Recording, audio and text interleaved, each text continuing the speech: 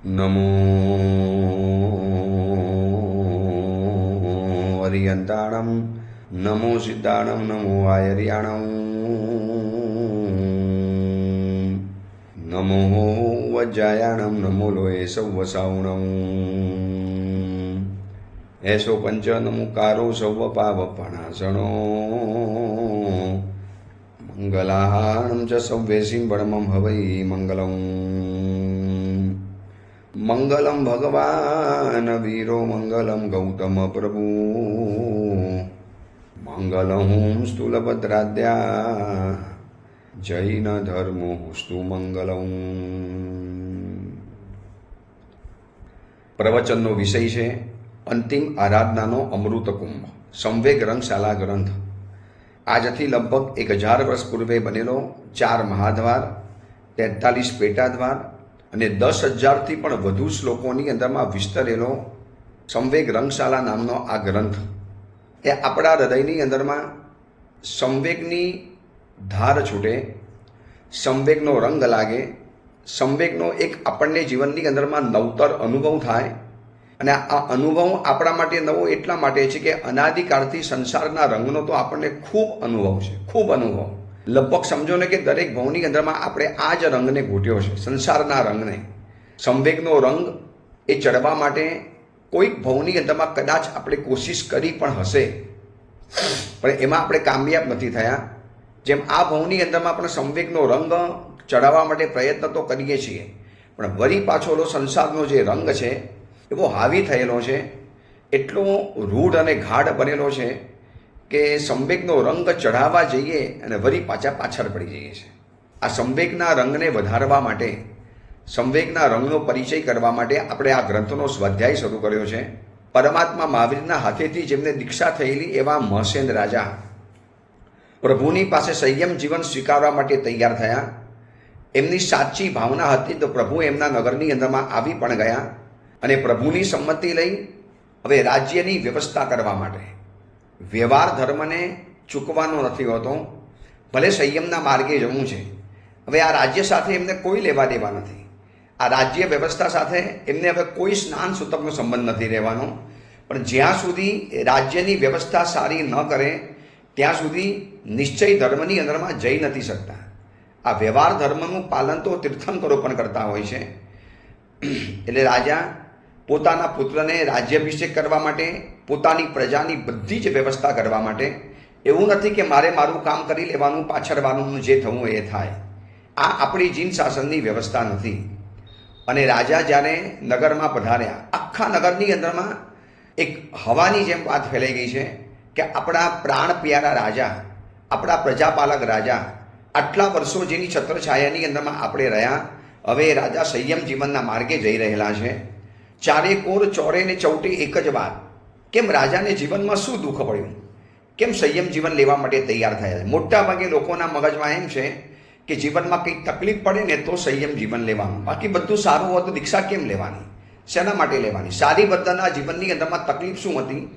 રોજ 99 પેટી ઉતરે, ચક્રવર્તી કરતાં પણ અધિક સુખ.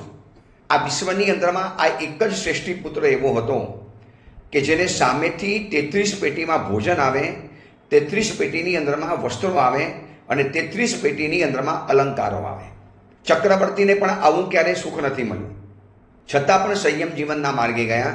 સંસાર સુખી હોય કે દુઃખી હોય એની સાથે સંયમ જીવન કે સંવેગના રંગને કોઈ જ સ્નાન સૂતકનો સંબંધ નથી. એ તો સંસાર માત્ર અસાર છે, સુખી હોય કે દુઃખીનો સંસાર હોય. નગરના લોકોની જાત જાતની વાતો થાય.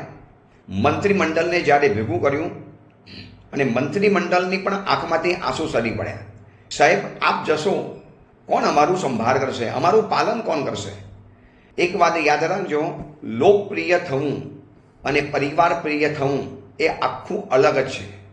બહાર લોકપ્રિય થનારી વ્યક્તિ પરિવાર પ્રિય હોય એવું જરૂરી નથી. લાખો ફેન્સ, લાખો ચાહકો જેના હોય છે, જેના યુટ્યુબની અંદરમાં એના ફોલોઅર્સો લાખોની સંખ્યામાં હોય, ઇન્સ્ટાગ્રામની અંદરમાં આ વગેરેની અંદરમાં જેના લાખો ચાહકો હોઈ શકે, એવી પણ વ્યક્તિ પોતાના ઘરની અંદરમાં અપ્રિય હોય એ પણ ડિવોર્સ લઈ શકે, એના પણ ડાયવોર્સ થઈ જાય, એના પણ છૂટાછેડા થઈ જાય. જો હમણાં એક એક્ટર છે, બધાને ખબર જ છે, નામ બોલીને કે આપણે એને પ્રસિદ્ધ નથી કરવું. એ એક્ટરના હમણાં 4થા લગ્ન થયા. બધી જ હિન્દુ કન્યાઓ સાથે લગ્ન કરવાના. લોકોએ એના લગ્નનો લવ જેહાદનો કિસ્સો પણ ઉઠાવ્યો, એને ખુલાસો પણ કરવો પડ્યો. અરે ભાઈ, તમે આટલા મોટા એક્ટર છો તો એક પત્ની સાથે તમારી લગ્ન જીવન ન ચાલી શક્યા? 4થા લગ્ન તમારે કરવા પડ્યા. લાખો ફેન ફોલોઅર્સ ધરાવનારા વ્યક્તિઓ પણ પોતાના પરિવારની અંદરમાં અપ્રિય હોઈ શકે છે. અને આ રાજા જોજો, લોકપ્રિય તો છે પણ સાથે પોતાના પરિવાર પ્રિય પણ છે. એટલે ગમી જવું એ સુંદરતાનું કારણ હોઈ શકે.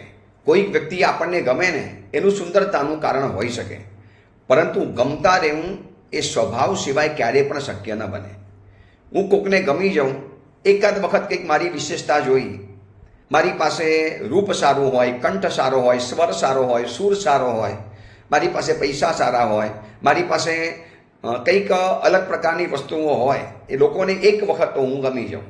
પણ કાયમ માટે મારે ગમતા રહેવું હોય તો મારે મારો સ્વભાવ જ સારો રાખવો પડે. એટલે ગમી જવું એ સુંદરતાનું કારણ હોઈ શકે છે, પણ ગમતા રહેવું એ તો સ્વભાવ ઉપર ડિપેન્ડ હોય છે. અને આ રાજા આ સુધીની અંદરમાં ગમતા રહ્યા છે. મહસેન રાજા રાજ્યનો વહીવટ કરવાનું, કોકને તો કડવા થવું પડે, સત્તા ઉપર બેઠેલા છે, કોકના ઉપર તો કડક થવું પડ્યું હશે. પણ લોકો સમજતા હતા કે બિનજરૂરી કડક નહીં થાય, બિના કારણ ક્યારેય પણ કડક ન થાય. આટલા બધા લોકપ્રિય રાજા જ્યારે મંત્રી સામંતોને કહે છે કે દેખો, હવે આ સુધીની અંદરમાં મેં પ્રજા માટે બહુ કર્યું, લોકો માટે બહુ કર્યું, હવે હું મારા માટે ક્યારે કરીશ? પરમાત્મા મહાવીર જેવા ગુરુ મળ્યા હોય અને દેવતા દ્વારા મેં મારા પૂર્વના 7 ભવોની પરંપરા જાણી, હવે મારે વધારે ભવ નથી કરવા. એટલે યોગ્ય સમય આવ્યો, યોગ્ય મુહૂર્ત આવ્યું, એટલે પોતાના દીકરાને રાજ્યાભિષેક ઉપર બેસાડી દીધો, સિંહાસન ઉપર બેસાડ્યો. રાજા સ્વયં એનો અભિષેક કરે છે. હવે અભિષેક પતી ગયો, પોતાના પુત્રને રાજ્યના સિંહાસન ઉપર બેસાડ્યા. હવે પિતાજી નીચે છે અને પુત્ર ઉપર છે. અમારી પણ જ્યારે સાધુ જીવનમાં આચાર્ય પદવી થાય ત્યારે ગુરુ પણ પાઠ ઉપર શિષ્યને બેસાડે અને ગુરુ નીચે ઉતરીને શિષ્યને રાય બુદ્ધિ કરે. તો રાજ્ય વ્યવસ્થામાં પણ આ નિયમ છે કે નવો રાજા, જૂનો રાજા નવા રાજાને અભિષેક કર્યા પછી જરા એને સમજાવે. પરંતુ કેવું છે, આજે કહી શકે અને સાંભળી શકે એવી વ્યક્તિઓ લગભગ બહુ ઓછી જોવા માટે મળી. કયા પિતાજી એવા છે કે જે પોતાના પુત્રને આવી રીતે કહી શકે, અને કયો દીકરો એવો છે કે જે પિતાજીની આવી વાતોને સાંભળી પણ શકે? લાવો, એક કદાચ એવો એકાદ પરિવાર કદાચ લાવો, અતિ શ્રીમંત હોય, અતિ ધનાઢ્ય હોય, કરોડો અને ખરબોપતિ ને અબજોપતિ હોય, એવા પરિવારની વાત કરું છું. પિતાજી જ્યારે નિવૃત્ત બનવાના હોય અને દીકરાને જ્યારે બધો જ બિઝનેસ સોંપવાના હોય, અને એ વખતે આવી રીતે પિતાજી કહે અને દીકરો હાથ જોડીને સાંભળે. આ અત્યારે હું તમને જે બધી વાતો બતાવીશ ને, આ બધી જ વાતો એટલી અદ્ભુત રીતે બતાવી છે કે દરેક પિતાજીએ પોતાના દીકરા દીકરીને આ બધી જ બાબતો સમજાવવા જેવી છે. ભલે વાત જૂની છે, 1000 વર્ષ પહેલાંનો આ ગ્રંથ છે, અને આ ઘટના બની છે 2500-2600 વર્ષ પહેલાંની. ગ્રંથ પછી બન્યો. ભગવાન મહાવીરને નિર્વાણને 2600 વર્ષ થઈ ચૂકેલા છે. છતાં પણ વર્તમાન સમયની અંદરમાં આ બધી જ બાબતો આપણને પ્રસ્તુત લાગે કે આજના જમાનામાં પણ દીકરા દીકરીને આ જ શિખામણ આપવી જરૂરી છે. સત્તા હોય, યુવાની હોય, રાજ્ય મળવાનું હોય, પિતાજીનો બહુ મોટો વારસો મળવાનો હોય, પિતાજીની આખી ગાદી મળી જવાની હોય, પિતાનું આખું એમ્પાયર મળી જવાનું હોય, પિતાનું જમાવેલું આખું એક બિઝનેસ, એનું હબ આખું તમને જ્યારે મળવાનું હોય, તો પછી એ વખતે માતા પિતાએ આ સમજાવવું જ પડે. એટલે કે સમજદાર પિતા અને જવાબદાર પુત્ર હોય ત્યારે જ આવું કશુંક બની શકે. અહીંયા મહસેન રાજા સમજદાર છે અને એનો દીકરો જયસેન સમજદાર છે. જ્યારે રાજ્યાભિષેક કર્યો, મંત્રી, સામંત, મંત્રીમંડળ, મુખ્ય પરિજનો આ બધાની સાથે નવા રાજાને 2 હાથ જોડે છે અને કહે છે કે હવે તમે નવા રાજા બન્યા છો. હું હવે રાજ્ય ગાદી ઉપરથી ઉતરી ગયો છું. હવે હું એક નગરનો સેવક છું, સામાન્ય પ્રજાજન છું. હવે આજથી તમે નવા રાજા છો. પોતાનો દીકરાને હવે નવા રાજા તરીકે સંબોધન કરે છે. એમાં પહેલી સાયકોલોજી જોજો. આજે ઘણા માતા પિતાનું એવું કહેવું છે, હવે આ પ્રવચન સાંભળશે ને એટલે સીધું મનમાં એમ થવાનું, ગુરુદેવ તો કહે છે કે છોકરા છોકરીઓને શિખામણ આપવાની, સમજાવવાના, સલાહ આપવાની, પણ સાંભળવી છે જ કોને આ જમાનાની અંદરમાં? એવું નથી. સાંભળનારા પણ છે તો કહેનારા પણ છે. જો કહેવાની રીત હોય ને તો સાંભળનારા પણ ઘણા મળી શકે એમ છે. અહીંયા મહસેન રાજાએ જે શરૂઆત કરી છે ને, આવી શરૂઆત કદાચ આપણે કરવી પડે. કેટલી અદ્ભુત શરૂઆત કરી મહસેન રાજાએ કે નવા રાજા, તમે તો સ્વભાવે બહુ સદાચારથી શોભો છો, તમે ઓલરેડી સારા છો, તમે બહુ સુંદર સ્વભાવના છો, બહુ સમજદાર છો, બહુ વિવેકી છો, બહુ નમ્ર છો, બહુ નિરભિમાની છો. હું તમને નાની ઉંમરથી જોઉં, તમે રાજ્ય માટે યોગ્ય છો, છતાં પણ કંઈક તમને શીખવાડા જેવી વાતો છે. હું મારા અનુભવની જે તમને વાતો બતાવું છું, બસ ખાલી તમને કહું છું જ. બાકી હકીકતની અંદરમાં તો તમે બહુ સારા છો. બસ કોઈ પણ વ્યક્તિને છે ને કહેતા પહેલાં આટલું કહેવાનું, સાંભળો મારી વાત, સાંભળતા પણ નથી, થોડું તમારે સમજવું જરૂરી છે, જરા સમજો, અમારી પાસે બહુ અનુભવ છે. આવી રીતે કહેવા માટે જાઉં ને કદાચ સામેની વાળી વ્યક્તિ કદાચ ન પણ સમજી શકે. એટલે વડીલોની જે ફરિયાદ છે ને કે દીકરાઓ સાંભળતા નથી, તો નાનાઓની ફરિયાદ એ છે કે મોટાઓને કહેતા આવડતું નથી. હવે અહીંયા મહસેન રાજા પોતાના પુત્રને કહે છે કે હે બેટા, તમે આજથી રાજા તરીકે નિમાયેલા છો. મેં તમને આખું રાજ્ય સોંપ્યું.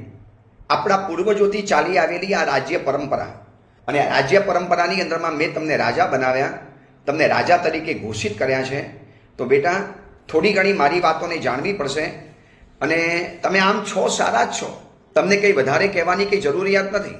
પરંતુ અહીંયા જે એક એક વાતો બતાવે છે ને, એને થોડાક નવા એંગલથી, એક થોડુંક મોડિફાઈ કરીને મહસેન રાજા પિતાજીના શબ્દોને આજની ભાષાની અંદરમાં જો બતાવવા હોય ને તો થોડો ઘણો ફેરફાર કરી અને હું બતાવું છું.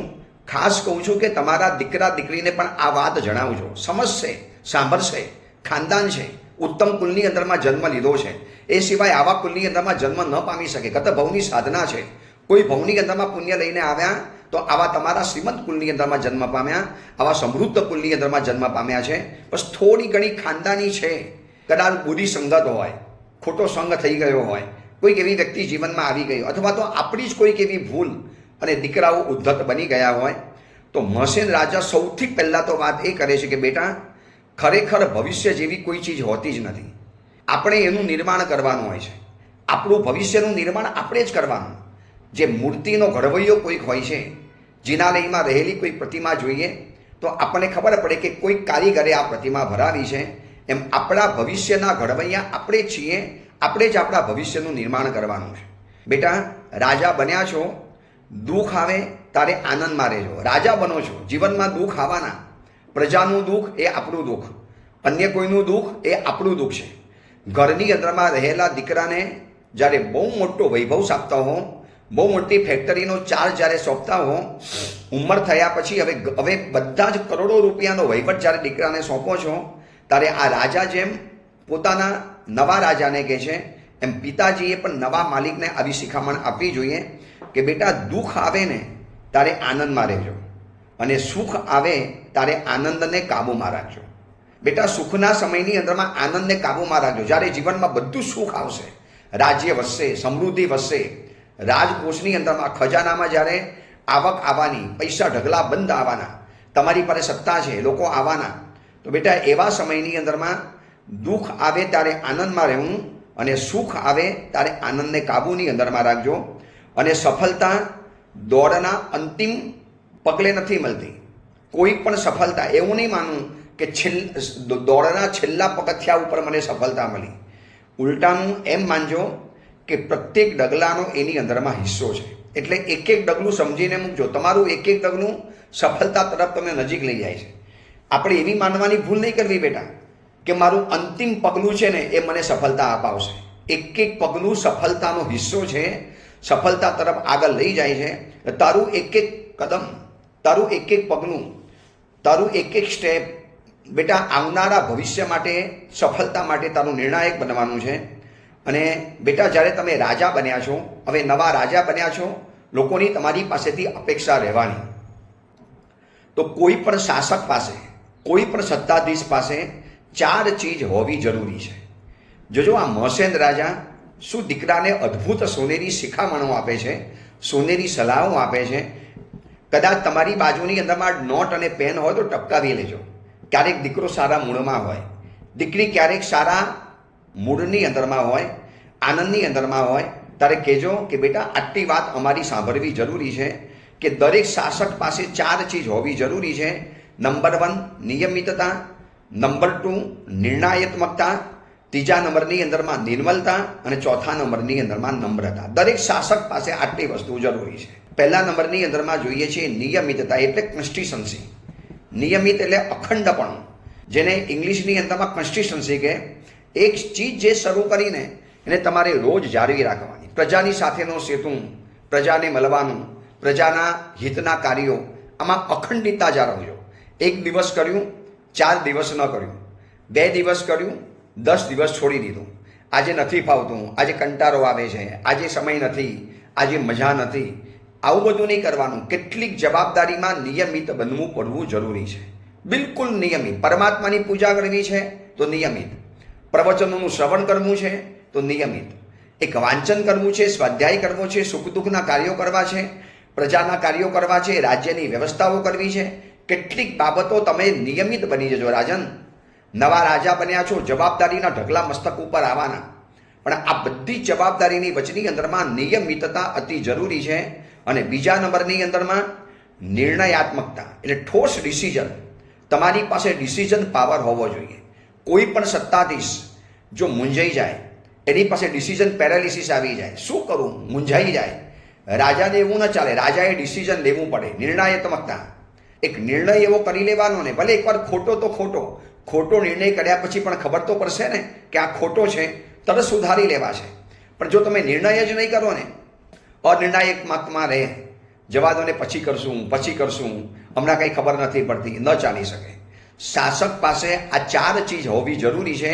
એ ઠોસ કદમ, ભલે કદાચ પ્રજાને એક વખત ન ગમે, પણ તમને લાગે કે આ હિતનું કાર્ય છે રાજન, તો તમારે લઈ લેવાનું. તમને એમ લાગે કે આ પ્રજાના હિત, શરૂઆતમાં કદાચ પ્રજાને નહીં ગમે, તમારો વિરોધમાં આવશે, તમારી અગેન્સ્ટ જશે, પણ તમે એને શાંતિથી સમજાવો કે કેમ આવા નિર્ણય કરવા પડ્યા, કેમ આવા નીતિ નિયમ કરવા પડ્યા, કેમ આવા ફેરફાર કરવા પડ્યા. તમે પ્રજાના ઘરની અંદરમાં તમારી વાત ઉતારો, તમારો એંગલ સમજાવો, તમારી ભૂમિકા સમજાવો કે આવું શેના માટે મારે કરવું પડ્યું છે. તો નિયમિતતા જરૂરી છે, એમ સાથે નિર્ણયાત્મકતા પણ જરૂરી છે. નિર્ણયાત્મકતા એટલે ઠોસ ડિસિઝન, એક વખત તો ડિસિઝન કરી જ લેવાનું. ત્રીજા નંબરની અંદરમાં નિર્મલતા. દરેક રાજા નિર્મલ હોય, પવિત્ર હોય, પ્યોર હોય, શુદ્ધ હોય, સદાચારી હોય, ન્યાય નીતિ સંપન્ન હોય. એની પાસે અડધી રાતે પણ કોઈ પણ સ્ત્રી આવે, એને પોતાના ભાઈ સમાન એને લાગણી થાય. કોઈના ગમે એટલા પૈસા જોવે, પણ એની ઉપર ક્યારેય ચોરવાનો કે વસ્તુ લેવાનો કે લાંચ લેવાનું મન ન થાય. આ નિર્મળતા કહેવાય. અને ચોથા નંબરની અંદરમાં નમ્રતા, ડાઉન ટુ અર્થ.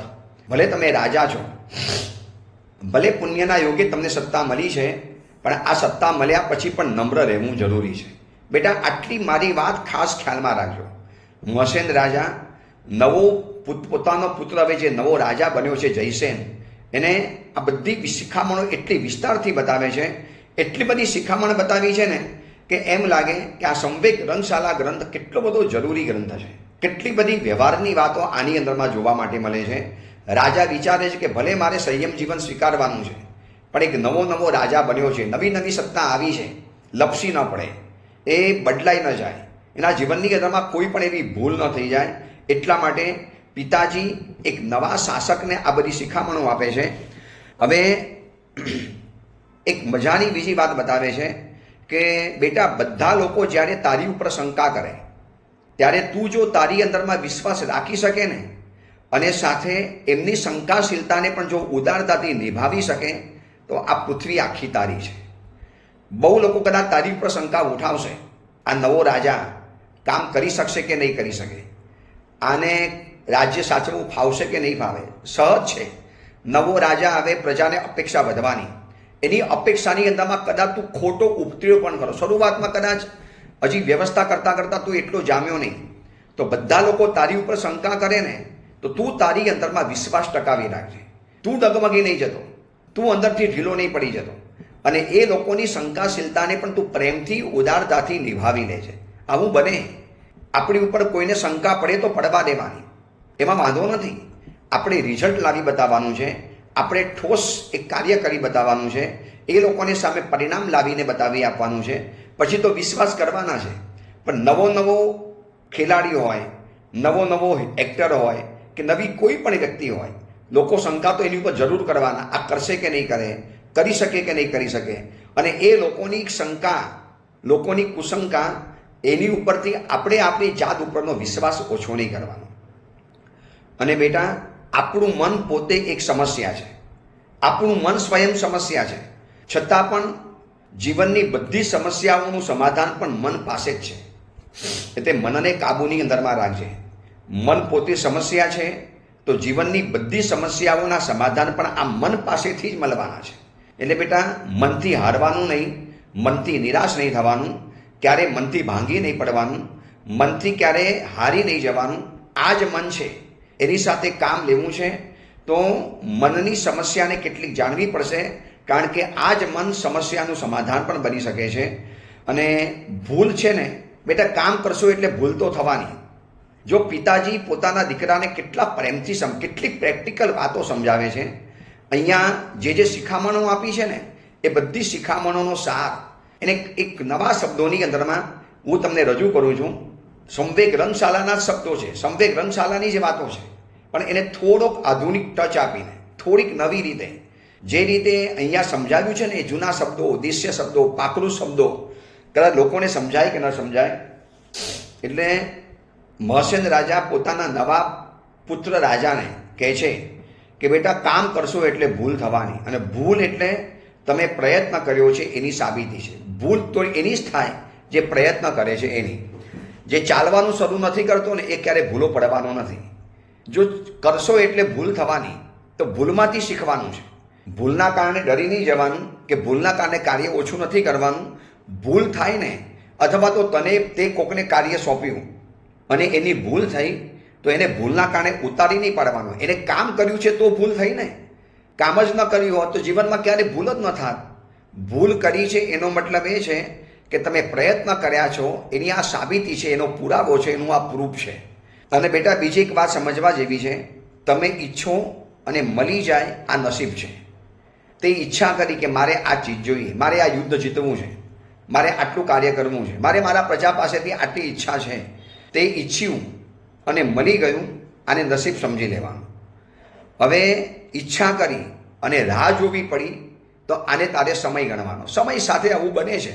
ઈચ્છા કરી અને રાહ જોવી પડે. તાત્કાલિક રિઝલ્ટ ન મળ્યું, તાત્કાલિક પરિણામ ન મળ્યું, તાત્કાલિક એ ફળ આપણને ન મળ્યું, તરત જ ઇમિડિયેટલી, તુરંત વहीं કે વहीं એ કામ ન થયું. એટલે તમે ઈચ્છો અને થઈ જાય, મેળવી લો, આને નસીબ કહેવાય.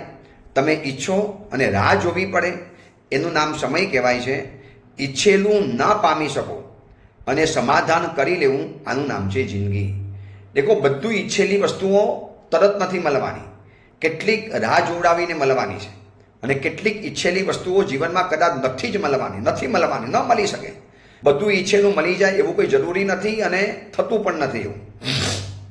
તો આને જિંદગીનો એક પાર્ટ સમજી લેવાનો. આ એક જિંદગી છે, અને જિંદગીની અંદરમાં આવું બનતું જાય. આ બધું તમારે ધ્યાનમાં રાખવાનું. અને તમારા રસ્તાની અંદરમાં ખાડો ખોદનારનો પણ આભાર માનજો. બેટા, તમે રસ્તામાં ચાલો ને, ઘણા વિરોધીઓ આવવાના, વિરોધી રાજાઓ પણ આવવાના. અરે, રાજ્યમાંથી જ કોઈ અસંતોષીઓ ઊભા થવાના. તમારો કોઈ શુભચિંતક એ અંદરથી ઊભો થઈ જવાનો. એટલે તમારા રસ્તાની અંદરમાં ખાડો ખોદનારનો આભાર માનવાનો, કારણ કે એના જ કારણે છલાંગ લગાવતા તમે શીખી જાઓ છો. બેટા, હું પણ જીવનની અંદરમાં આ પરાક્રમ કરતા શીખ્યો, છલાંગ લગાવતા શીખ્યો, કારણ કે જીવનની અંદરમાં એવા વિરોધીઓ હતા, એ લોકોએ ઠેર ઠેર રસ્તામાં ખાડા ખોદી નાખ્યા. આપણા જીવનના પંથ ઉપર એવા અંતરાયો લાવી મૂકે, એવા આપણને મુશ્કેલીમાં મૂકી દે, એવી વિટંબનાઓ લાવીને મૂકી દે, એવી રીતે આપણને પાર વગર રીતે હેરાન કરે, પરેશાન કરે, ઇરિટેટ કરે. આ બધું જ થશે, પણ તમારે પણ એનો પાર માનવાનો, આભાર માનવાનો, એને થેન્ક્સ કહેવાનું. કારણ કે એના કારણે તો આપણે છલાંગ લગાવતા શીખી શક્યા. આપણે ડાઈ લગાવતા કેવી રીતે શીખ્યા? ભાઈ, આવી કોઈ વિષમભરી પરિસ્થિતિ આવી અને એમાંથી આપણે બહાર નીકળી ગયા ને, તો આપણે કહેવાનું કે આમ તો હું શીખત નહીં, પણ ધન્ય હો જોઈએ મારા શુભચિંતકનો. અને બેટા, શુભચિંતકને સમજી લેવાનું છે. તમારું શુભ થતું હોય, અને જે લોકો ચિંતાની અંદરમાં આવી પડે ને, આવા લોકો શુભચિંતકો આપણા જીવનમાં ઘણા મળવાના. આપણું શુભ થાય અને ઓલાના પેટમાં તેલ રેડાય. આપણું શુભ થાય અને ઓલો વ્યક્તિ ચિંતાની અંદરમાં આવી જાય. આને કહેવાય છે શુભચિંતક. અને આવા શુભચિંતકો જીવનની અંદરમાં ઘણા આવી જવાના છે. એટલે માણસને જોઈને વ્યવહાર કરવાનો. સામે કેવો માણસ છે, બધાની સાથે સરખો વ્યવહાર નહીં, બધાને સરખો ન્યાય પણ નહીં. પહેલાં જોવાનું કે કયો માણસ છે, એટલે જે માણસ જેવો છે ને એની સાથે એવો જ વ્યવહાર કરવાનો. ખીચડી જેવા માણસોને ખીર ન પીરસી શકાય.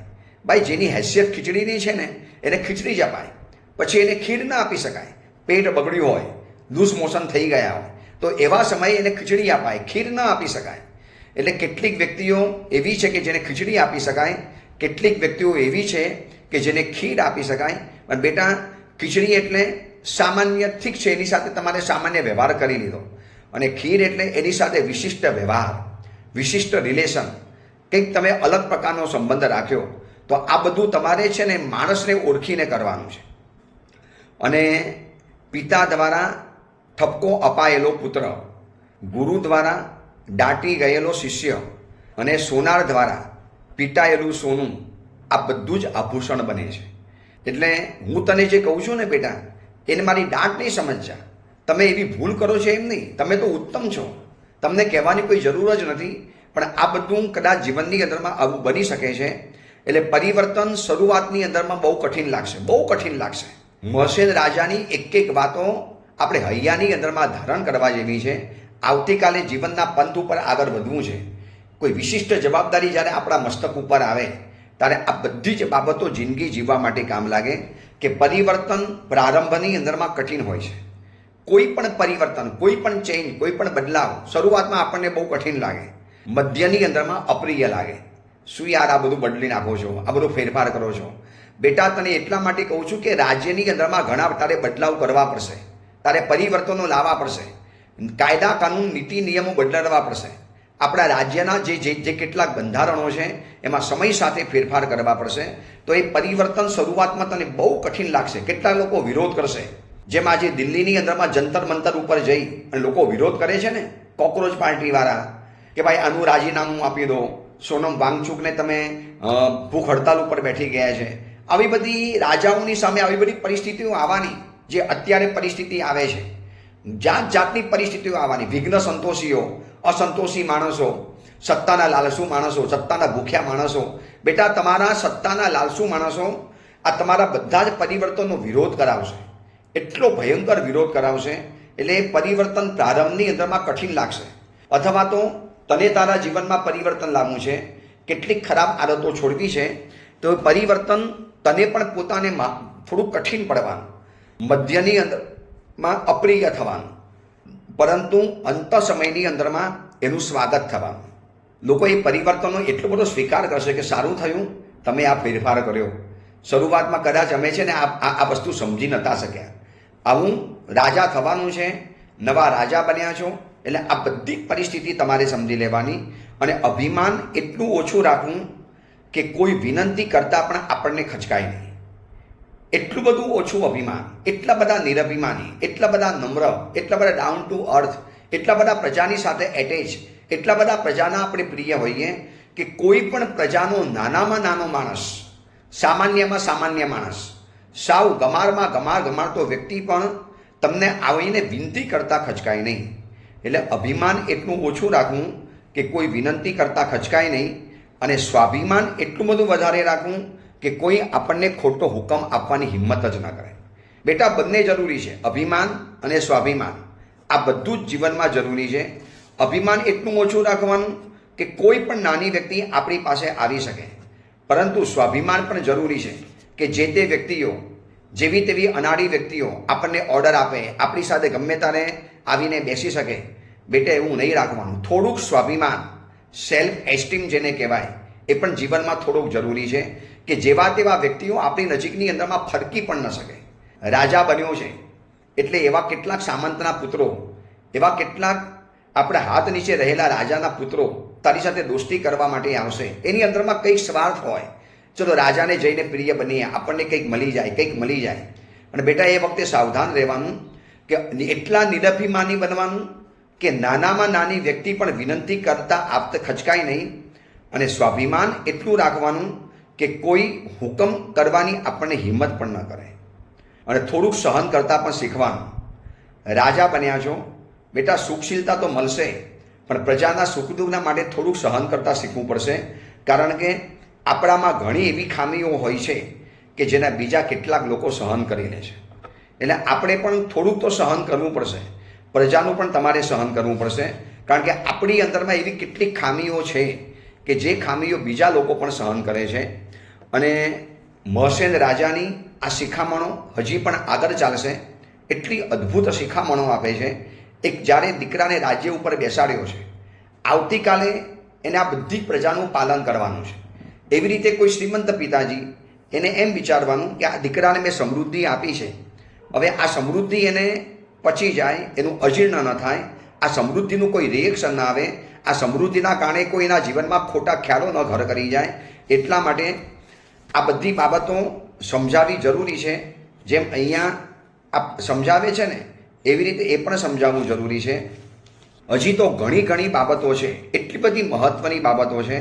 હજી તો રાજ્યના 7 વિભાગ, એ 7 અંગને કેવી રીતે સાચવવા, અને તમને જે વસ્તુઓ મળી છે એ કેટલી દુર્લભ છે, એવી રાજા પ્રેમથી વાતો કરતા જાય છે.